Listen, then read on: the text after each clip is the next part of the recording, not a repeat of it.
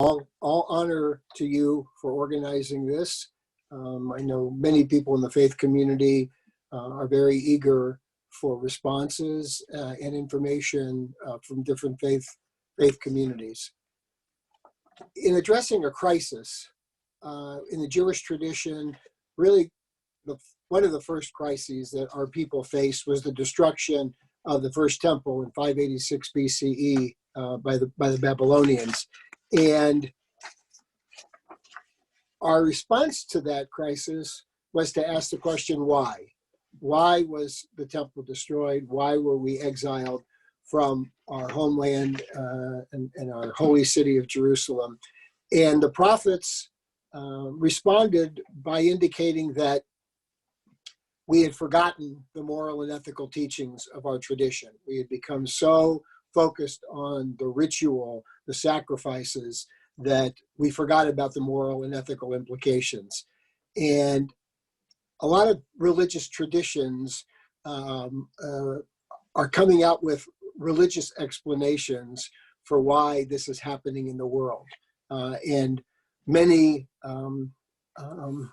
who have a particular agenda when it comes to how they view certain segments of our community, particularly gender and women's rights to choose what to do with their bodies, are coming out and saying that God has sent this pandemic to punish us for homosexuality, for abortion, et cetera, et cetera. And I think it's always interesting that you never hear anybody say the reason why God sent this pandemic is because of the injustice one person to another.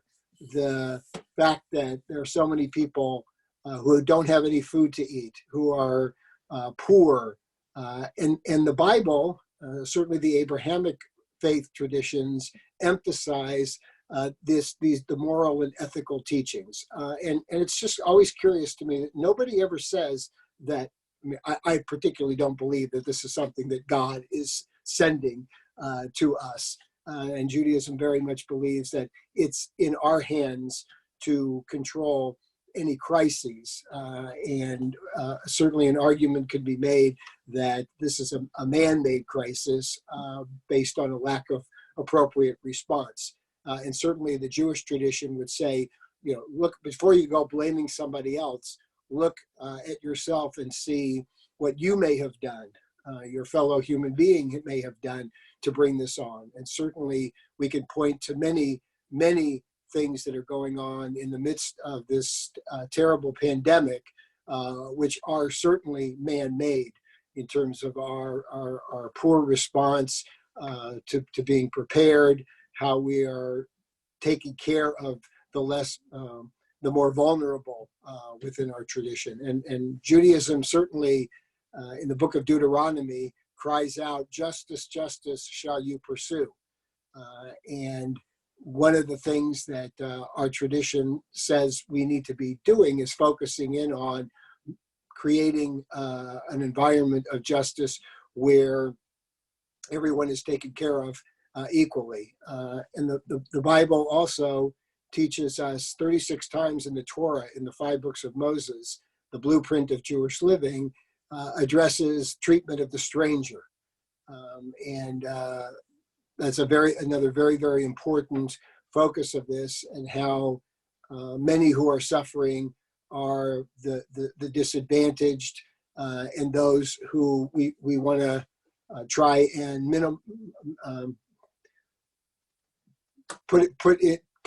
not focus on them because they don't have a voice, and that vulnerable population, and we pretend like we don't see them when actually we have a responsibility to see them. Our tradition also teaches that you have to pay an individual their wages by the end of the day, so that they can sustain themselves and their families. And of course, this is another aspect of the crisis that we're experiencing, and the debates as to how we need to provide for those who've lost their jobs. And again, there's a major responsibility because of the honor and the dignity of someone to not have to wait in long lines for food if we were to, take care of them in a more appropriate way.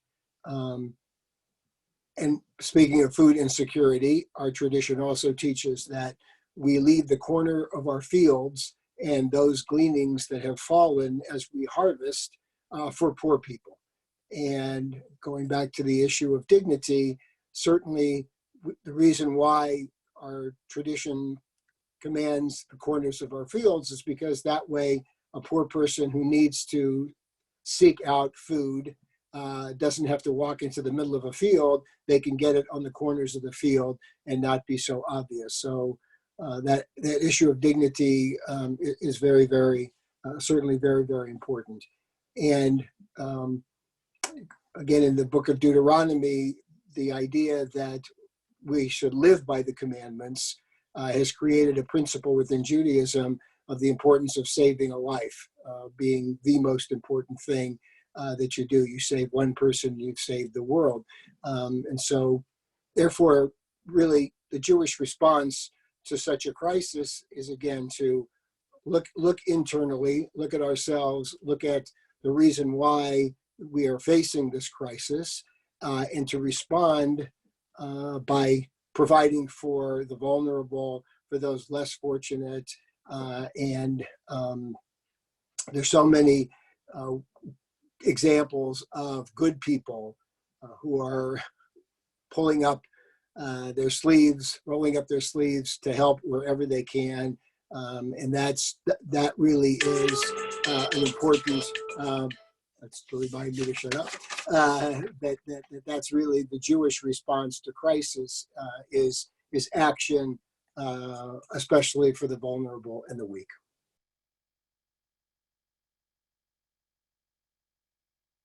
So much, Alan. So our second speaker will be the Reverend Kelly Isola. She's the Unity Minister who will be presenting the New Thought perspective. She is a consultant, teacher, and author who shares her passion for living the twofold path of an engaged spiritual life, embracing the inner path of wisdom and healing, as well as demonstrating the outer path of compassionate service. She holds several certifications in leading-edge models of human and organizational development, focusing on how we create and relate to ourselves, each other, and the world, as well as her specialty, the spiritual practice of conflict transformation. Kelly is the current chair of the Greater Kansas City Interfaith Council and the Missouri Interfaith Disaster Response Organization. She has written numerous articles for a variety of spiritual magazines, booklets, several online magazines, and frequently guest blogs for progressive Christianity. Welcome, Kelly. Thank you. Sometimes it's when I'm asked to speak about, my affiliation of my ordination is Unity, which falls under New Thought umbrella. And because I do so much interfaith work, I sometimes feel a little challenged, like to talk about this when I want to go, yeah, but this and this and this. So what I will start with is that while my affiliation is Unity, that's my ordination, it falls under the umbrella of what's called New Thought. And New Thought it's really more of a life philosophy,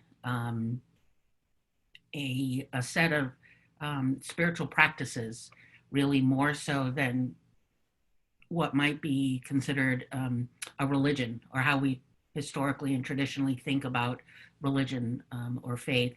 So New Thought is this umbrella that houses several different threads. Unity is one of them.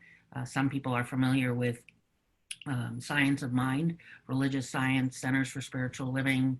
At one point, 100 plus years ago, Christian Science was part of the family. It's not quite so much anymore, but which is because it's really more of a way of living than a particular religion that has very specific creed or some dogma. And I don't mean dogma in a bad way, but there's just, it makes it sometimes hard to define. The edges can be a little fuzzy, but some of the basic tenets about New Thought, and I'm always, doesn't matter how long I do this work, I'm always intrigued and enlivened by when I hear someone else, or I just listen to Alan and I'm like, yep, that too. And when you find the similarities.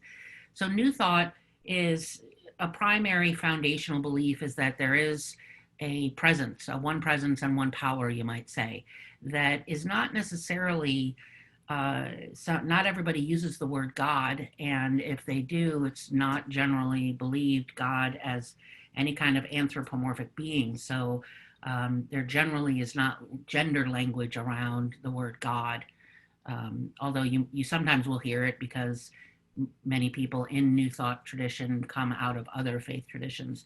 But it's more that it's a principle that we as individuals use to create the world that we're in.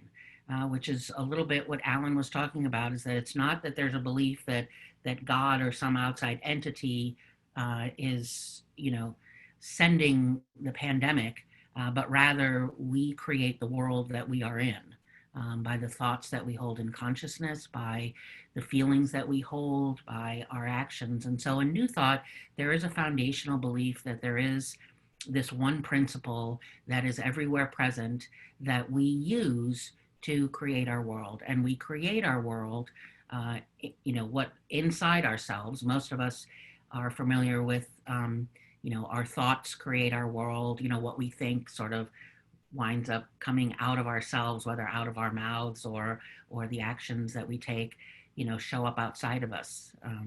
I think many of us are familiar with the experience of when you have that hamster wheel, that monkey mind going on and on and on, and anxiety and stress, and all of a sudden within a short period of time everybody around you is annoying and frustrating. It's because we are sending, that's the consciousness we're holding, and our consciousness, our awareness creates the world around us. So in New Thought we would say that that certainly elements of the pandemic, not caring for Mother Earth, not caring for each other, just what would be called sense consciousness, or what, in this human condition, the thoughts that we hold about each other that are not positive and uplifting and empowering, there's collective consciousness as well. And so we've, over the centuries, decades, whatever, have created this collectively, this world that we now have. And New Thought was born out of, has a very long history, informed by many spiritual leaders over the centuries.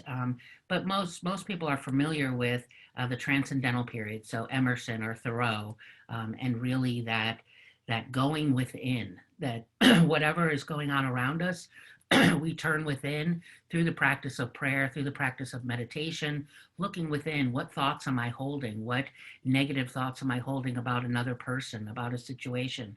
And sort of, cleaning up the brain, right? And cleaning a mental cleansing kind of thing, and moving into a consciousness of affirmation. And that affirmation, and doing that is not about rose-colored glasses or anything, but it is about noticing what we're thinking, and in terms of negative thinking, and how our thoughts can diminish another human being, and that just expands. What you focus on expands. So there is conversations, within New Thought about why this is happening, and that would kind of be why. And the response to it would be to, first of all, begin with, what am I doing, right? What am I contributing to this world in terms of my own, sometimes we sort of spill our woundedness and our anger and impatience and disagreements out into the world. And so it's always to look within first, and heal what's going on inside my own wounds, my own negative thinking, and then move out into the world to do something. There are people in New Thought that you start with see it right, and then you set it right. So I have to be able and willing to see a situation differently, to see, that principle of God, goodness, spirit within, everything, and or within myself and outside of myself as well. The other element about New Thought that is common among all of the philosophies in New Thought is that we are each created from that one principle. So I'm this limited configuration of the divine, a unique, unrepeatable configuration of the divine. And each person is too. And so our work in the world is to see that divinity, to see that sacredness within each person. And that can be incredibly challenging when the person in front of you is radically different than you and just really annoying. Another foundational piece in New Thought is the prayer and the meditation that I mentioned, that kind of always going first to headquarters, which headquarters meaning, that sacred temple, that sacred space, that interior place of prayer, of discernment, of contemplation before moving into action, kind of, in community. So for some people in New Thought, there's a little more focus on just seeing it right. Others we have become over the years a little more active and also setting it right. But that it's really in our hands, as opposed to, prayer is about affirming this goodness that already exists, as opposed to intercessory or asking for something, or please bring this, or please. So there's not really an asking as much as there is affirming the goodness that is inherent in every person, affirming that we can make a difference, affirming that we are here and equipped to do good, that we have the capacity to be our most noble self. And I didn't hit the timer on my phone, so I'm just going to pause there because I'm probably out of time.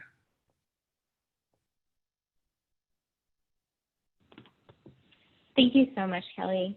Our third speaker will be Toni Vessels, who will be representing the perspective of Native American spirituality.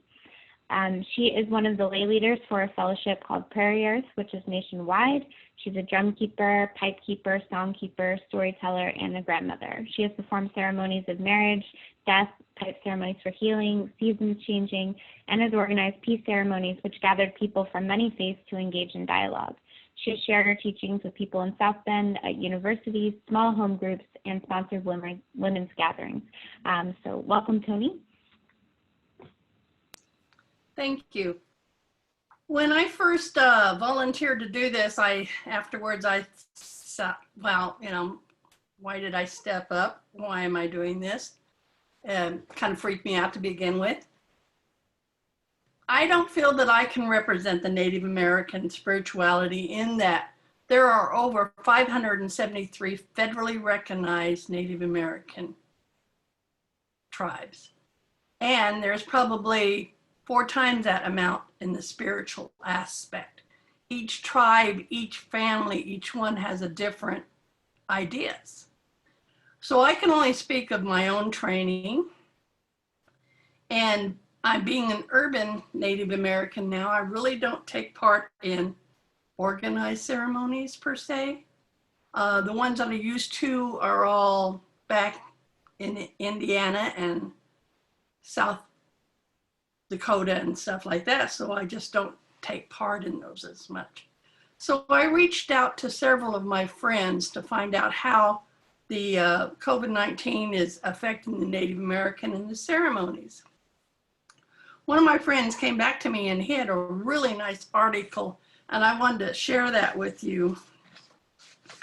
It talks about the spring ceremony, the spring dance of the Paiute, the Prairie Band, and how the spring dance is one of their most important ceremonies. It's kind of like the beginning, the new year. And this year they decided not to have it. The risk to the elders was just too high. Our elders are our keepers of wisdom. They're the elders, they keep our knowledge, our language, our medicine, and because of that, we chose not to have the ceremony. And this particular guy, Joseph Ark, he also talked to several people in the Southwest community who are finding the same challenge. All of us are brainstorming ways to scale back versions of our ceremony, incorporating social distancing, measuring, and our practice. There is no one-size-fits-all solution for the tribes at this unpredicted time. But one thing is certain, the virus has no regard for skin, color, or social economic status, and can decimate an entire community and do so quickly. Our ancestors never envisioned anything like ceremonies at a distance. But what is important today is that we keep our unity, our tradition alive in our hearts and our minds as we await renewal of spring. There is a ceremony that is done by a local Native American group here, and they too have had to cancel it. It's usually done, I think it is next weekend. And they are choosing to incorporate Zoom and have the ceremony where each person sets up their altar in their own home and tie each other together. And that, I think, is something that's going to have to happen. But the bottom line for me is that I just keep my walk the way I've been doing it. I pray, and I find this time, with the shelter in place, I've actually had more time because I don't have the external forces coming in on me. I don't have to got a doctor's appointment. I need to go get groceries. I need to answer the phone, this type of thing. That has all just been quiet down, and I can sit back in the quiet and have time to open my mind and hear what the spirits have to say to me instead of over talking them. Thank you.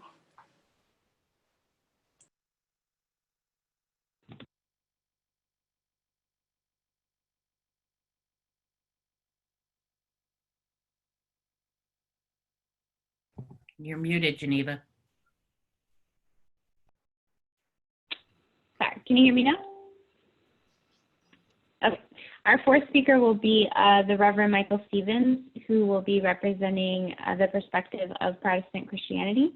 He has been pastor at Southwood United Church of Christ in Raytown since 2002, which is very progressive theologically and works towards social justice in many areas, symbolized by the full inclusion and affirmation of the LGBTQ people.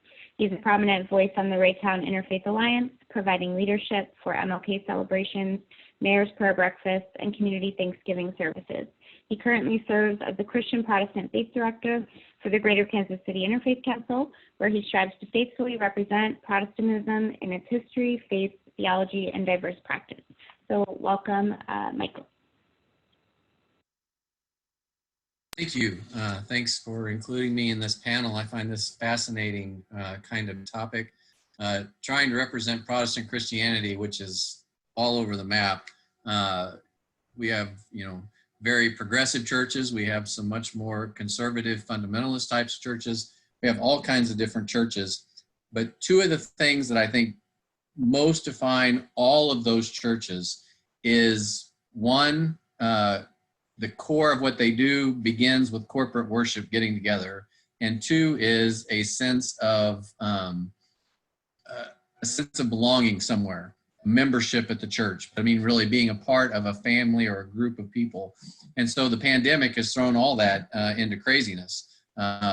Many of us were scrambling to figure out, how do we do virtual church? How do we do worship? And is it the same thing? And how do people react to it? As well as the whole idea of how do we have this sense of belonging and being with one another during this time. So we've all been working to try and reimagine what we think church is really about. And that reimagining isn't just about worship and about community, but it's also how do we continue our mission to serve those that are most vulnerable. Many Protestant churches have food closets or food pantries that they give out, or they support local food closets and pantries. And many of those organizations are now working together to divide up the week or to divide up areas of town so they continue to support people during this time. We've been involved in a summer lunch program where one lady at one of the churches asked the question, how do kids that get free lunches at school how do they eat during the summer? And out of that came a whole program where we pack lunches every year. We take them out to apartment complexes all across town, and we hand out those lunches to feed those kids. Well, now that's all having to be reimagined.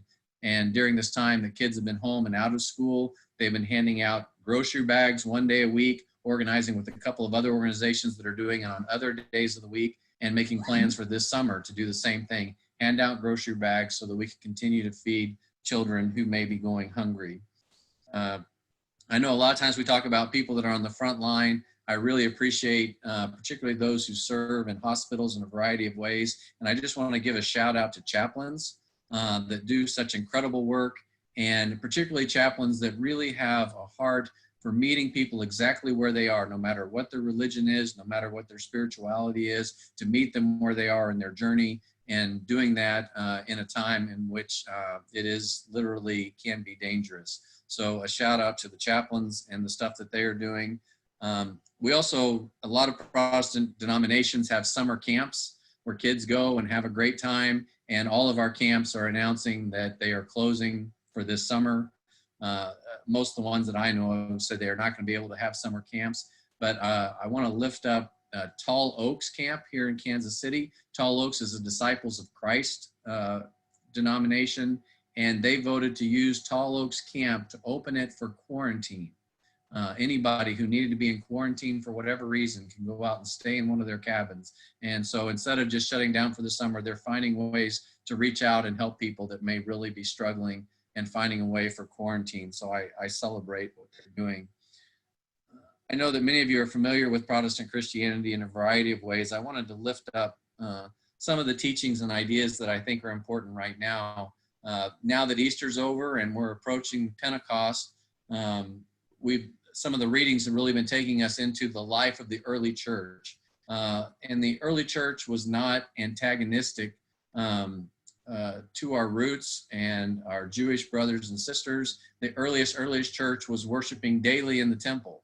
They weren't shunning it, but they were going to the temple and celebrating, being with people who maybe had a different vision of what the faith was about. But and it says in that text in Acts that not only were they going to the temple daily, but they had the goodwill of all the people, that they were known for being loving and caring. And at the best, that's what Protestant Christianity offers to the world.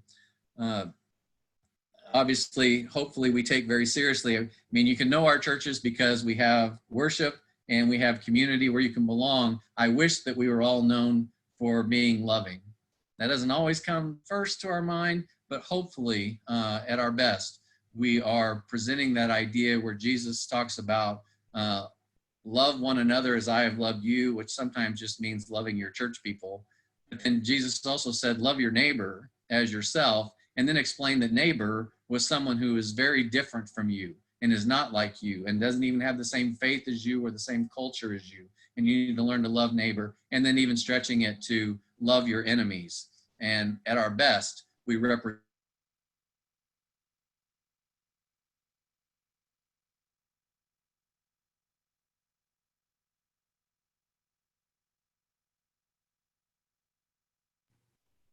they couldn't get into the house because the house was so packed full of people inside and around it. And so they climb up on the top and they cut a hole in the roof to lower him down. And I've always thought about that house probably belonged to someone who was wealthy. In many ways in Jesus' ministry, he relied on people who were wealthy. That wealthy person was inconvenienced, to say the least, by somebody coming and cutting a hole in his or her roof. And then Jesus ends up healing the lame person. But in this story, he looks at the friends and says it's because of their faith that he's healed this person. And so this idea of loving and caring for people and doing whatever we can, even if sometimes it inconveniences those who are wealthy, we need to share love with everybody in our community and around us. Another one that sometimes slips through, and a lot of times we're not good at this, is generally you would think Christians have an idea that there's an importance of truth. You shall know the truth, and the truth shall make you free. There are real facts. There is real science, and hopefully we value those, we seek those pieces out, and we lift those pieces up. This pandemic has true a very true health toll. It has a very true economic toll. And we need to be asking questions about who it's affecting the most, and in what ways is your race or your wealth affect your access to the care that you really should have. And those are questions that those who want to know the truth and live by the truth will seek out those facts and not some kind of alternative facts. I lift a lot of this up. It's come very close to us. My son had the virus. Luckily, he was completely asymptomatic and has passed through, and he is fine now. And besides just being a pastor of a church, we also own a restaurant that's only a little over a year old here in Kansas City. I don't know if we're going to make it out the other side. So I understand the economic toll and the desire to get back to doing things. That's very much on my heart and on my mind. I am putting in the chat a link to an article that I found that maybe you'll want to look at. I lift this up. It comes from the Smithsonian Magazine. It was written by John Barry, but it was written in 2017. So this is before all this craziness happened, but it was writing about the 1918 flu pandemic that happened. And there was a CDC, head of the CDC was retiring, and they asked him, what's the thing that keeps him up at night that he worries the most about? And he says, the return of a flu pandemic. It's not things like Ebola and that kind of stuff. He was anticipating a pandemic and what it might do to us. And so you have this article that was written with no political agenda. It's just describing what happened in 1918. And we had around over 50 million people in the world died. Over 670,000 died in the United States. And predominantly, most of those deaths happened in the second wave. So when people are talking about a second wave, it can be absolutely devastating. So there is truth out there to find and things to follow up on. But I like to lift up this 2017 article because it is before all this happened and some of the politics that go around everything that's there. I want to leave you with The Zookeeper's Wife by Diane Ackerman, where she writes about Antonina Zabrinsky. It's a novel, but it's actually a nonfiction novel because Antonina and her husband owned the zoo in Warsaw, Poland during World War II. It was very successful until the bombs started falling. They had to close down the zoo, and they used that zoo to help over 300 Jewish people escape the Warsaw ghetto. And she had a diary, and Ackerman is the one who turned it into this book, which is absolutely amazing. But I just want to lift up this phrase from it. As she was thinking about the animals in the zoo and those that hibernate, it says, Antonina wondered if humans might use the same metaphor and picture the war days as a sort of hibernation of the spirit, when ideas, knowledge, science, enthusiasm for work, understanding, and love all accumulate inside where nobody can take them from us. Thank you.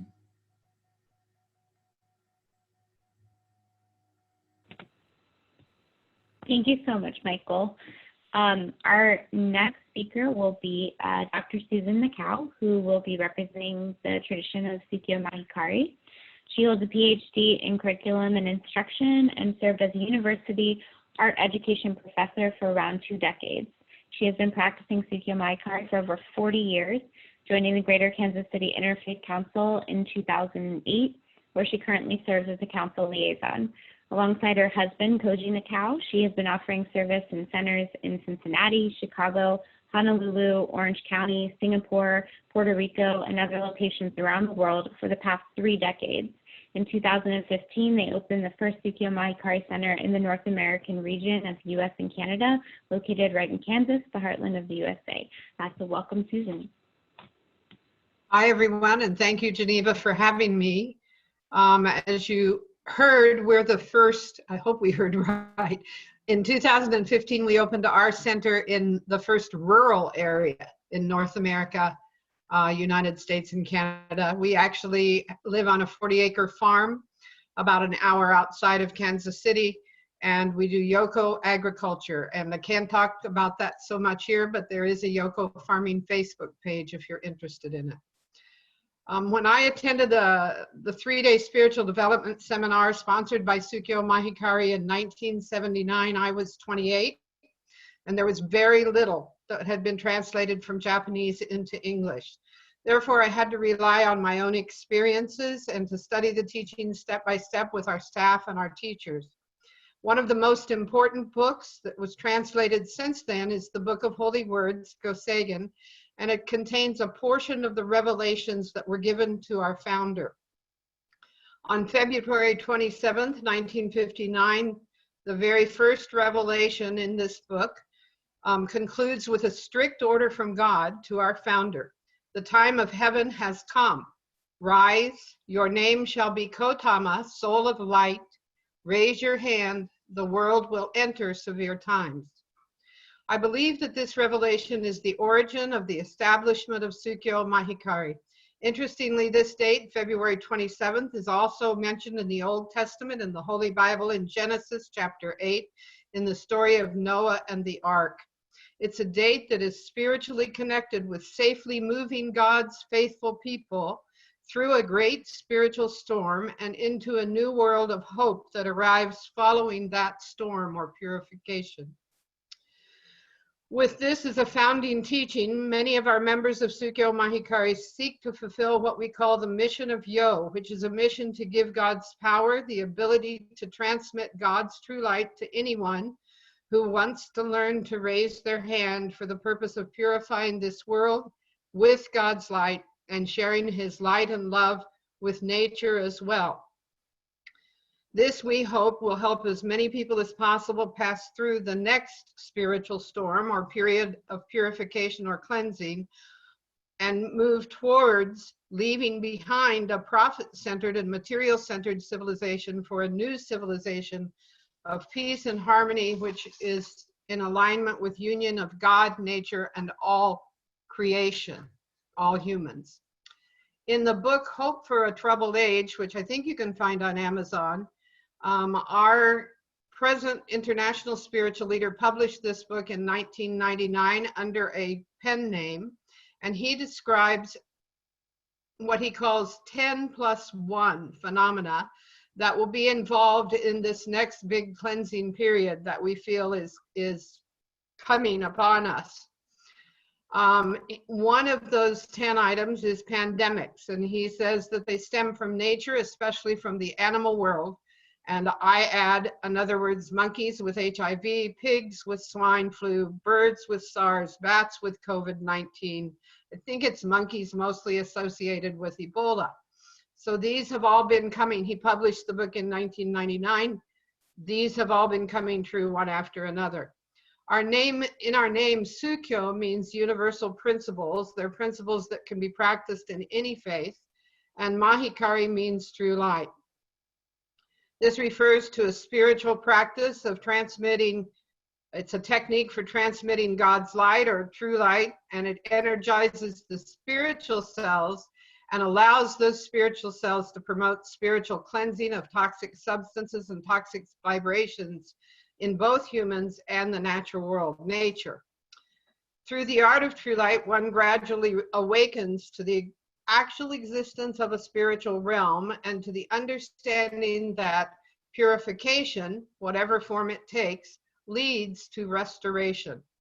During the COVID-19 pandemic, our centers have been closed to both our members and guests as guided by state and local governments. However, our staff members are at the centers and are connecting daily with members through phone calls, online meetings, study classes, and by sharing our experiences of giving true light during this pandemic. We hope to use this unique moment to deepen our heart of gratitude, humility, and acceptance of the will of God in order to remain calm and centered even in the most difficult times. We also believe that it is very important, when possible, to eat natural, organic, or yoko foods, and that these foods are grown organically and they're purified with the art of true light, and we use positive greetings to the soil and to the tools when we're growing them. Eating pure and spiritually nutritious foods helps strengthen the immune system, as does discharging toxins from our spirit, mind, and body through the art of true light. As we move forward with government guidelines, our centers are beginning to reopen, and we are again welcoming members and guests who come to offer prayers, to participate in exchanging true light, and to attend or review our spiritual development courses. Our gratitude overflows at this amazing opportunity that we have been given to grow spiritually and to deepen our desire to serve effectively.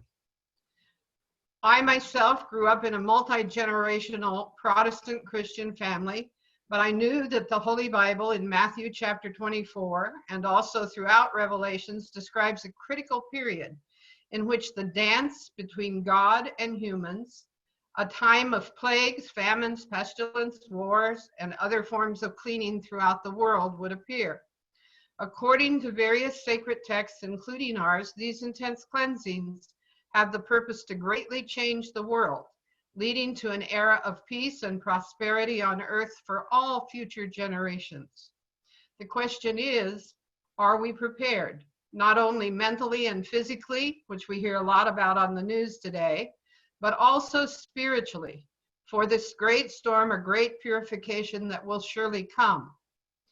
Through Sukyo Mahikari and also my foundation in Christianity, I believe that my heart and soul have been preparing for this pandemic or for other forms of cleansing phenomena, even though I have never visualized what form it might take, and I was surprised by the pandemic. Thanks to that preparation, however, it's not something that is fearful to me, but something expected, even something positive, as it verifies that God is spiritually moving forward and moving the whole world at the same time.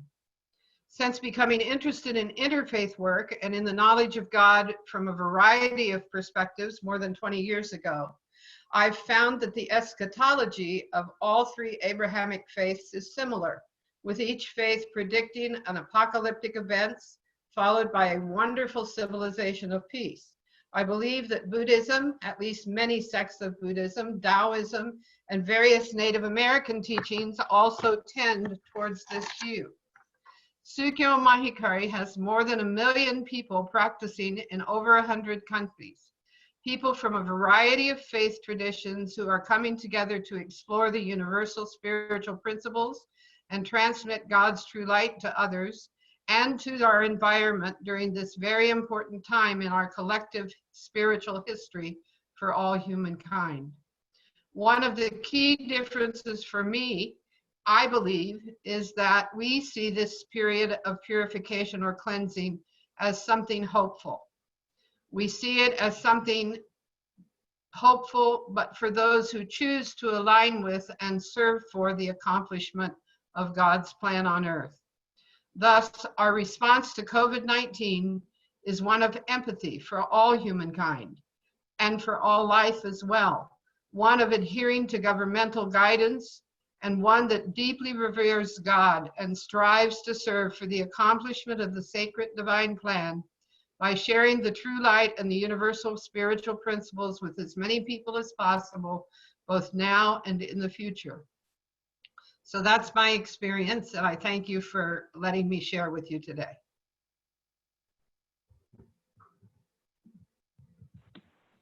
Thank you so much, Susan. So our final panelist will be Zen Master Haeng, which translates to wisdom action, and he will be presenting the Zen Buddhist perspective.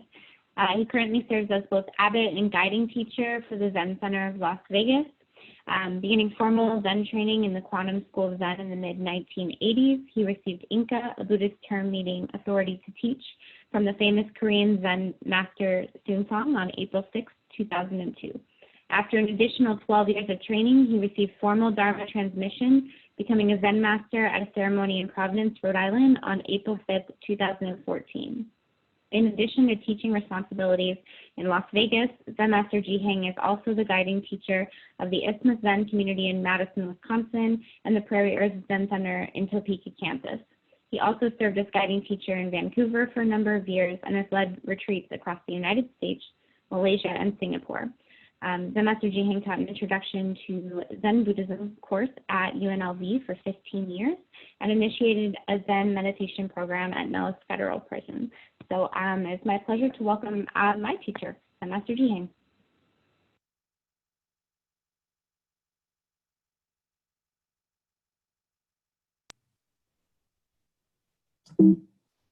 Okay.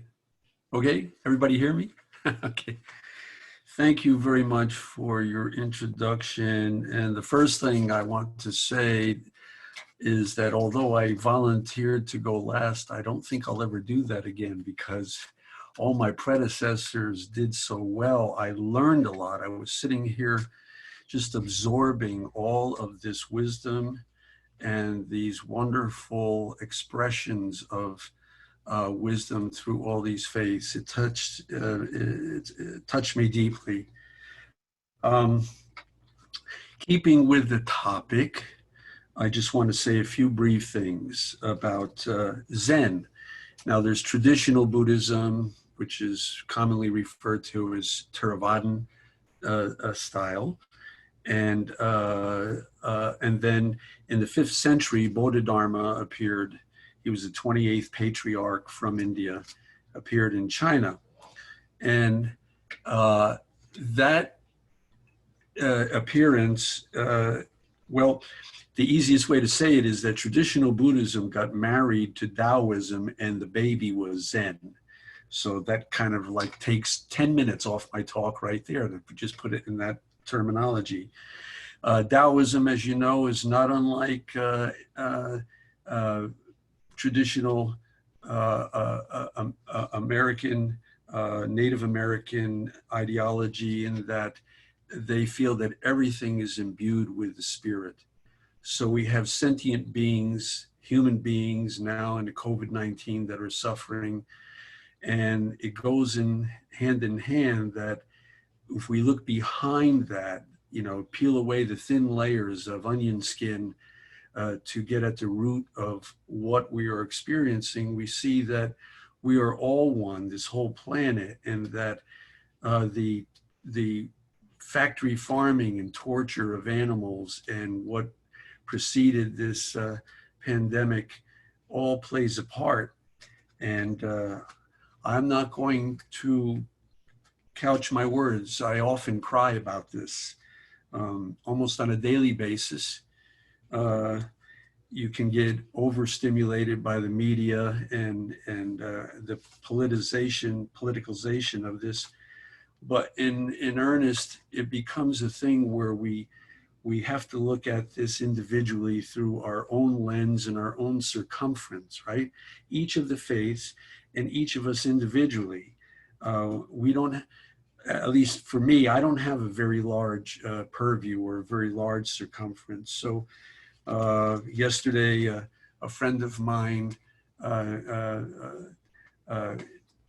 emailed me telling me that her mom died of COVID-19 in a nursing home, and that she stood outside the window of her room and was trying to communicate with her mom because she wasn't allowed inside. So you all have personal experiences, I'm sure, that are close to this. So okay, so then Zen, you know, what is similar about this? Many things to all the faiths that are represented here today. First of all, the Buddha taught tranquility and insight in that order. So first became this meditation, this still body, still breath, still mind. From that, then wisdom can appear. Think of it in a way like a grandfather clock with, you know, the arm is swinging and the fulcrum up on top is not moving. So in a way, that's a good analogy or metaphor for what meditation can produce, the still body, still breath, still mind. Because if we're loaded with lots of opinions and influenced by media and confused and saddened, it doesn't mean you become oblivious to it. I already told all of you that daily I cry to see all the suffering worldwide taking place. So you don't dismiss yourself from the context of any of that. But in seeing it then and keeping your mind clear and open, then great compassion, great love, and as we say in Zen, great bodhisattva way is possible. So bodhisattva is like action. Again, within that circumference, how do we all from where we are in each moment, moment by moment during our day, how do we influence and help this world and it could be a very, very minor thing. We go to the market. Now, I'm sure everywhere they have the plexiglass up at banks and at the market. And so you're checking out and people are wearing masks and are stressed and everything. And if you have just a reassuring tone or a kind word for that person who is working that job and maybe not a medical professional, but in some ways is putting themselves in harm's way for the benefit of all of us. We all have to eat. The volunteers that, as mentioned, at the food banks, distributing food to those less fortunate, all of the now the panic that's happening with people who were living paycheck to paycheck. If we can, in our daily rounds, how we individually can find that tranquility first, and then from there, wisdom appearing, is I believe, you know, a very important component for all of us in loving all of humanity. Like all of you mentioned, you know, this is not something thrust upon us by some anthropomorphic God with, you know, bad intent for us for this, but cause and effect are also very clear in this world.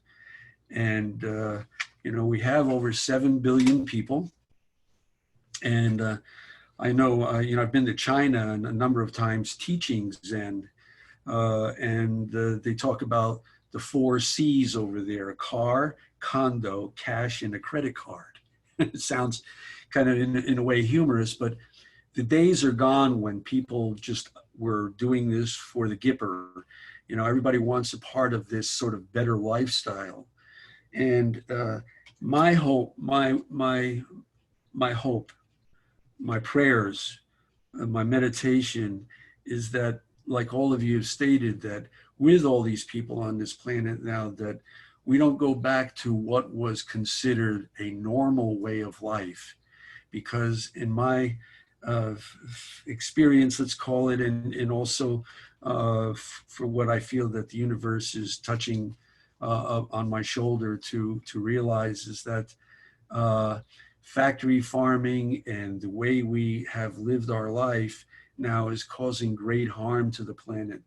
I have to say that the Time Person of the Year, this little Greta Thunberg, is one of my heroes, because she's just standing tall in a world that is predicated by greed and avarice in many instances, and profit. And we want restaurants to flourish. We want to send our kids to college and do all the things that we have become accustomed to, create a better life for them, perhaps, than the one we had. But in reality, what will that entail? What are we really doing? It's time to slow down then and see exactly what has been created, not through anybody's individual, you know, efforts or fault, but to see it plainly for ourselves and to see how we can make a difference. So I agree, you know, like healthy food and as much organic as we can to help ourselves, because we can't help this world if we're not feeling well. And we can set an example also by that whenever possible. And also prayer and looking inside. You know, we have to give our mind a job. So there are time-honored techniques through that the Buddha taught about not regulating the breath, but being able to actualize the inhalation and then slow exhalation. Has a very, very calming effect. And really it's prayer without words. So in the Buddhist tradition, we begin there. Again, it's that tranquility first. And then from there, how do we respond to the needs that we see in our day-to-day life? So thank you.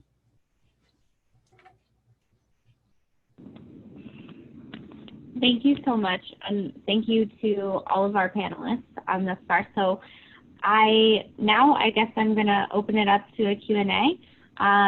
Does anyone currently on the call have any questions? You can either unmute yourself and ask the question directly, or you can type the question in the chat and I will moderate it, whatever your preference is.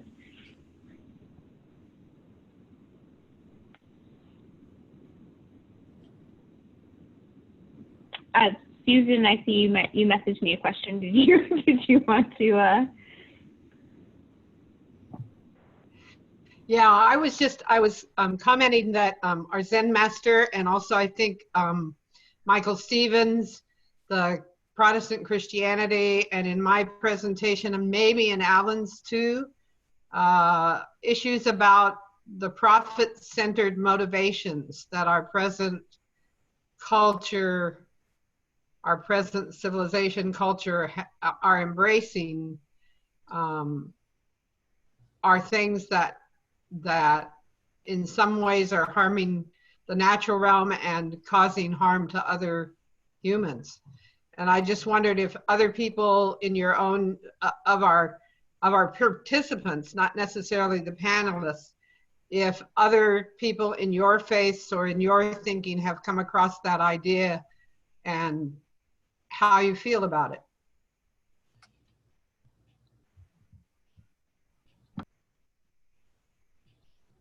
I can speak to that briefly. I'm Sarah Adler, and I'm in Glen Ellen, Illinois, and I'm an Episcopalian and seminarian. And I think in the Episcopal Church, there's been a persistent concern about this matter. And Brene Brown is like beloved in the Episcopal Church, and she has this whole thing that's floating around about not going back to normal, right? And a lot of people see this as a moment, a pause, where we can be very intentional, which is, intentionality is really important in our faith and in our communities. And so this is seen as very much a moment to maybe, a lot of people, I think, hope that as we reemerge, or emerge, maybe we can, as my rector said, a crisis is a horrible thing to waste. Take this as an opportunity to build a better normal, right? We don't hope that everything transforms all at once. I mean, we do hope, but we're also realistic about all of our brokenness and the work that's ahead. But think that this maybe is an opportunity. So yeah, I think there's a lot of that maybe we can do better. I think there's concern about the way things seem to be going, but there's also hope, because that's kind of fundamental to us, is hope.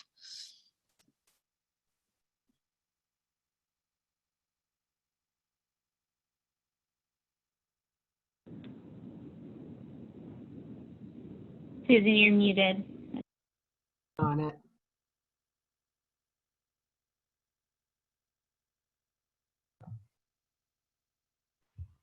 Thank you, Sarah. I find that very hopeful also, and I really think that this is a great chance. You know, I don't think it's going to be our only chance, but I think it's a great chance to really think about it. I have a friend who's Native American, in Native American spirituality, and she was saying, refuse to go back to work, right? Until people start to think about the ones who have to work, and about the ones who can't work, and about, you know, that the corporations have a lot that they could do. But I don't want to make it political necessarily. Our teaching says that politics has to be founded in love, right? So.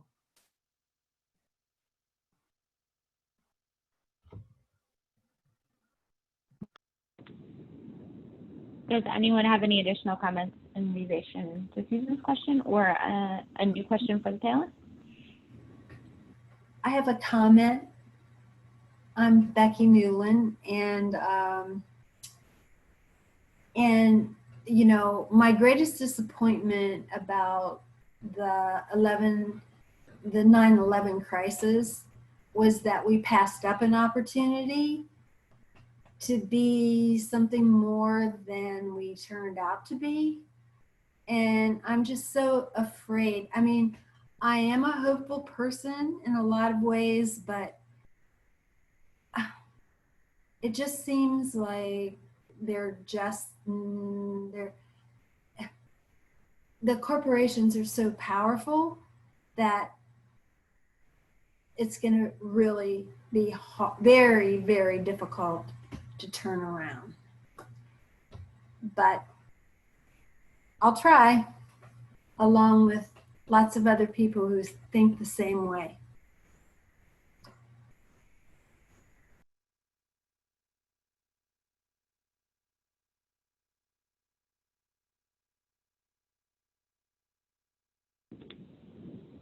Thanks for sharing, Becky. I think, Toni, did you have an additional comment on that? Toni, are you there? You're still muted. Now, can you hear me? Yeah. Yes, yeah. I kind of wanted to address a little bit more on one specific nation, the Anishinaabe Nation. We believe in the 7 fires, and it's a tradition, well, 8 fires. It's prophecies that were brought are considered the fires. And what we believe now is we are in the 7th fire. And the 7th fire teaches us that when the earth water becomes befouled and the earth is disrespected, we have 2 choices, either turn to materialism or spiritualism. If we turn to materialism, we will be destroyed. If we turn to spiritualism, we will survive. That's the belief of the Anishinaabe 7 fires.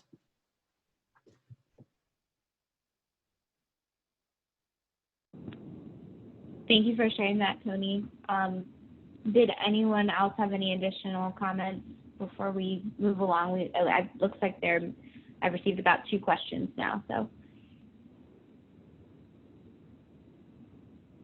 No?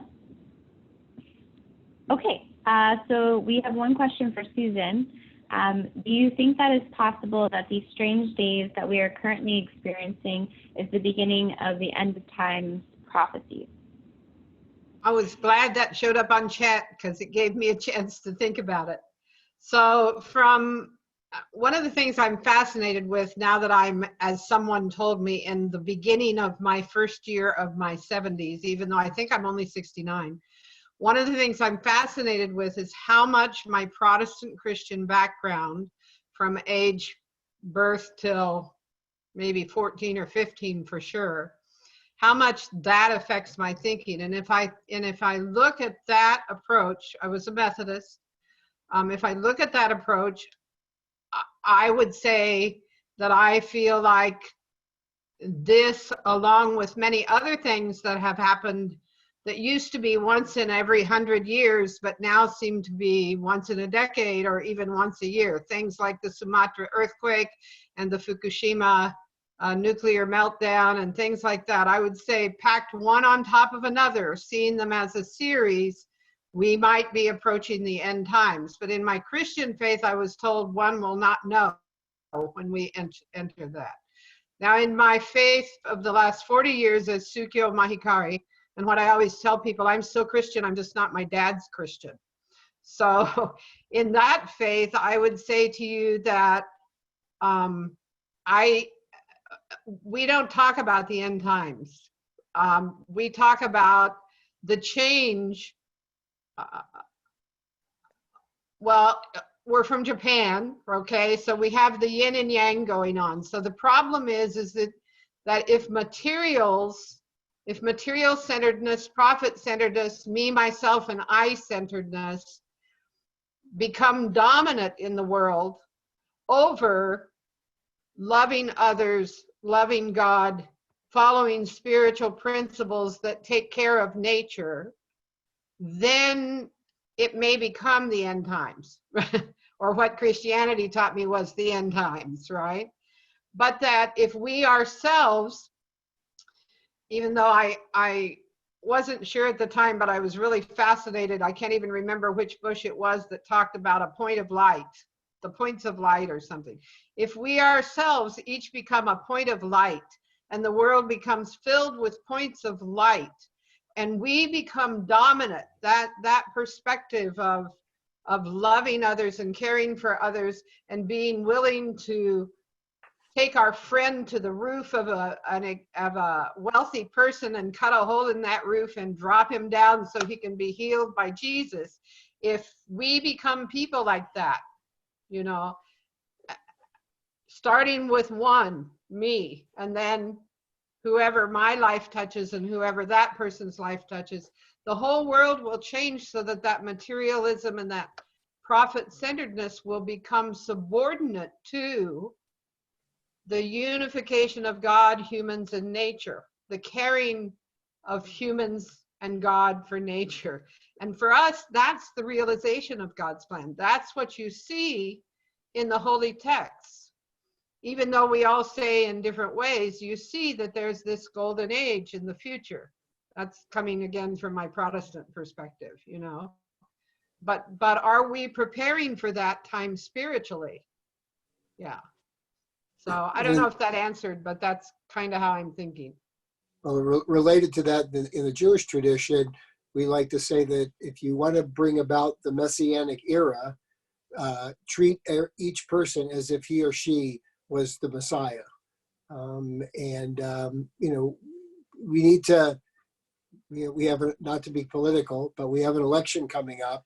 And it's clear that in our country, there are politicians and parties that represent the values that we're talking about, and there are others who do not. And you know, the time has come for this country to restore its government to people who care about every citizen and not people who choose to demonize.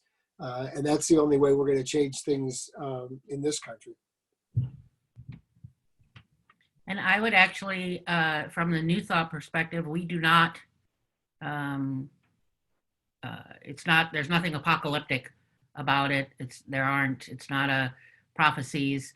There is some similarity to what you just said, Alan, insofar as, you know, we kind of hold the world in our own hands, but there's not any kind of, when using a traditional term like the second coming of Jesus, you know, or in New Thought, Christ is not a person, Christ is a consciousness. You know, another synonym for Christ would be higher self, your most noble self, you know, when, you know, expressing sort of quote unquote God qualities, but Christ is not Jesus. So the second coming of quote unquote Christ is when we sort of step forward and we're our own salvation, you know, when we, you know, if you want to, you know, we save ourselves, so to speak, and we, by doing our, you know, our internal work of our own healing and our own introspection and discernment, and then taking care of our neighbor, you know, compassionate service outside of us is the second coming, so to speak. It is, there is not there's nothing apocalyptic in New Thought. It's that there's an end of times, which means the time we live in will change when we change it. So that's about as apocalyptic as it gets, but not the traditional sense that we're hearing.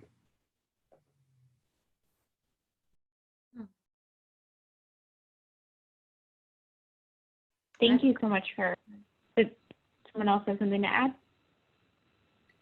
I have a question. Okay. Yeah, it's Jen Smart, and I'm here in the province of Quebec, Canada. Oh, welcome. Yeah, thank you. It's been very interesting and uplifting to be listening in to the speakers. And my background is Protestant Christianity. I have a question for Alan concerning the Jewish faith. I took a little time to read the Torah, but this one is the teaching in the Hebrew Bible concerning the year of Jubilee, because it's a radical teaching concerning an entire year dedicated to setting the captives free, allowing the slaves to go free, allowing the land to rest. Debts are canceled. Quite a few interesting things about this teaching. I feel that even though there's much sorrow associated with COVID-19 and so many people dying, there's certainly this collective feeling that we're in a pause. We're in a collective pause, which reminds me of the year of Jubilee. So the question is for Alan, how would you reflect on that? You know, the year of Jubilee definitely relates to what I was saying before about the dignity of human beings. It also is inspired by the fact that the land and each individual belongs to God. And you can't, the land has to lay fallow because we have to remind ourselves that God is lending this to us. And if someone has to become a slave because they can't pay off their debts, et cetera, then 7 years is the maximum. And they have to give their dignity back. And if someone loses their land, land being very precious, of course, especially in biblical times, because without land, how did you eat and raise cattle? So land was everything. So to return that land to its rightful owner after 50 years, if it can't be captured. So again, it all goes back to dignity and reminding ourselves that we have just been lent both the lives of human beings and this land. It ultimately belongs to God, a higher power, however you want to define it, and we have to approach each other with that in mind. Okay. Yeah. Thank you. Thank you. Thank you for your question, and to Ellen for your response. I received a question privately in the chat for all of the panelists. How do you all feel about the political crises in the United States that is creating chaos and divisiveness in communities and families? How do we as truth seekers navigate this? Does anyone want to take?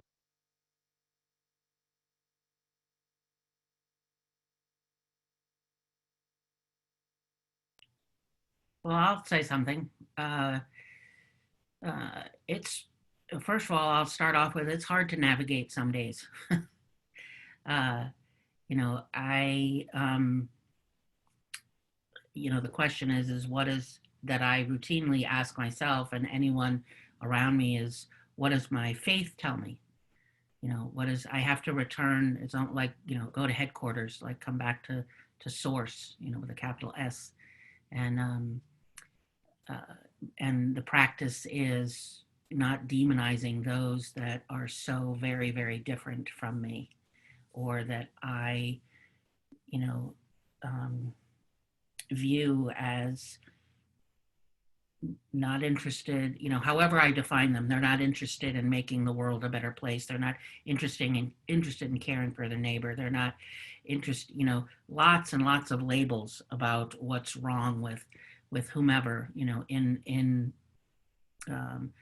offices within government. And it's very, very, I find it at days challenging. When I find myself yelling at the TV, then I know it's probably time to turn it off or to do a little check-in. But as a truth seeker, there's capital T truth, which I think is, there's a few things I think at the heart of every faith tradition that we stand on collectively.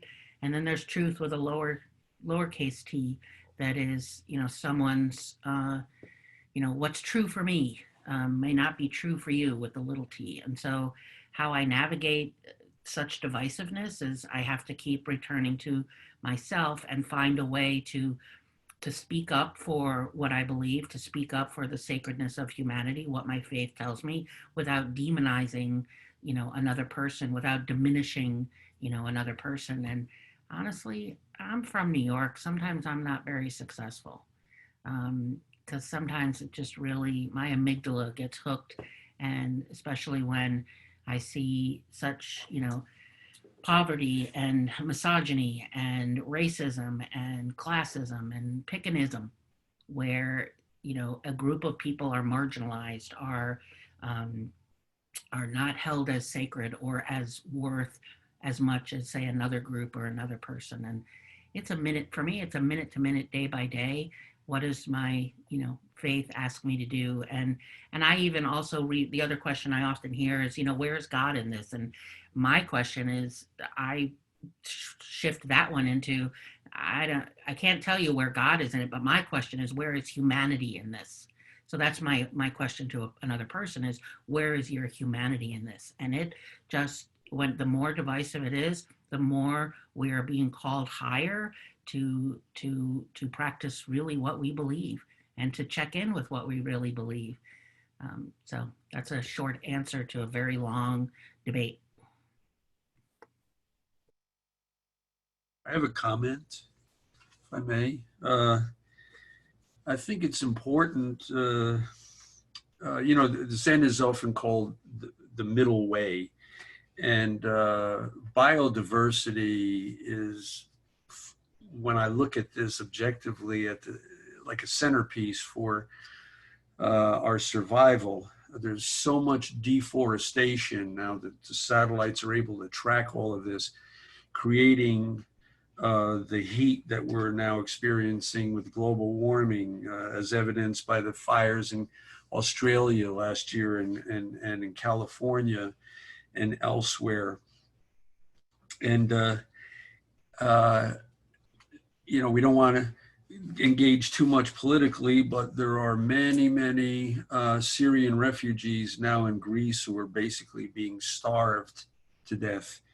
And it's estimated that maybe 3 to 3.5 million people more will die in third world countries in Africa as a result of the combination of COVID and other dynamic, placed like the perfect storm within this framework.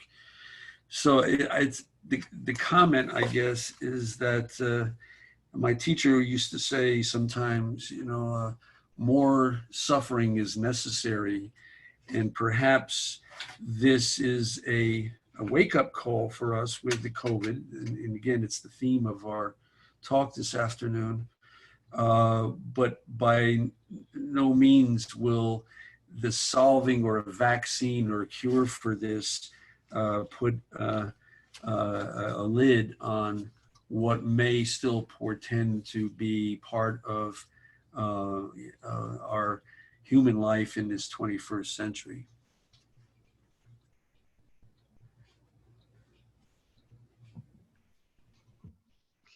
So one of the things I was looking at our prayer book, we have a book of it's book of prayers, but they're sung prayers, so we call them divine songs. And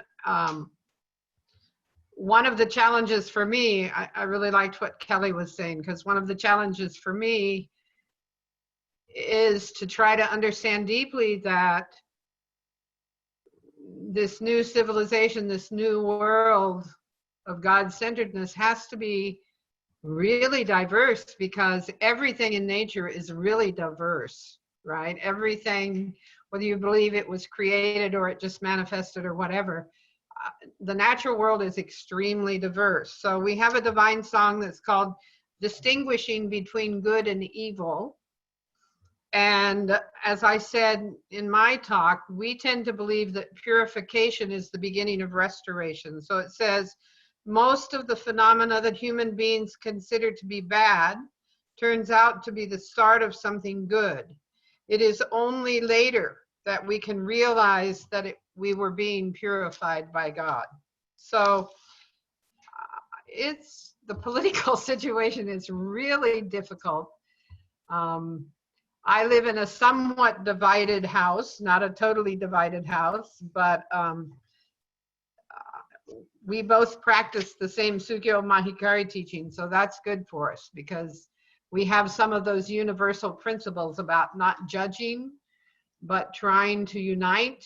And very important is to be able to unite the opposites, unite the yin and yang, not just get rid of one, but unite them somehow, right? So it's very interesting question. Thank you.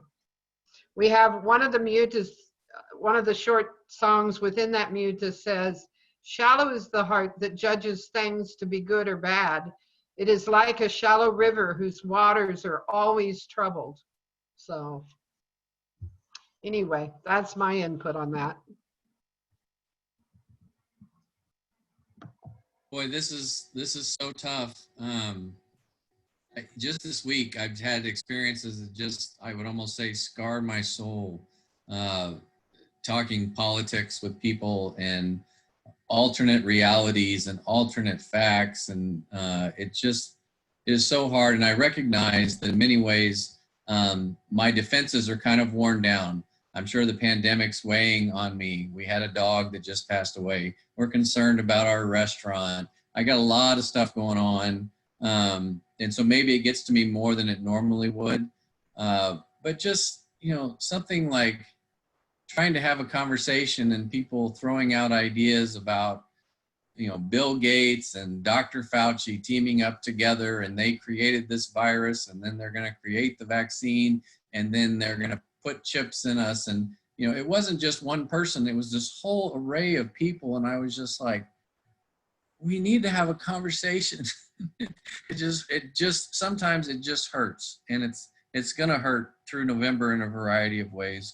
But one of the things that I look for is a call back to our common humanity. I mean, I have friends that are very on different sides of the political spectrum and different theologically from me, but there are so many things that we have in common, so many desires we have for our children, for our parents, for others that can be a binding source for us in the most difficult times. I know I referenced The Zookeeper's Wife earlier, again, a wonderful novel, but when the Russians came in and actually freed the city, there were some Russian rebels who came through and marched into Antonina's house and were stealing her stuff. And she's standing there with her 2 children, and she's just terrified as these guys are running around doing this stuff. And she said they just had this mad look in their eyes, just crazed as they were picking up everything they could steal. And she pulled up her old Russian from her childhood and looked at the leader and then pointed at her child and says, "This is your daughter. This is your wife. This is your son." And when she did it, she said she began to see that stuff just kind of melt out of his eyes. And then he turned to his soldiers and told them to put everything back and to not touch a thing and to leave quietly. So somehow finding our common humanity has got to be important to us.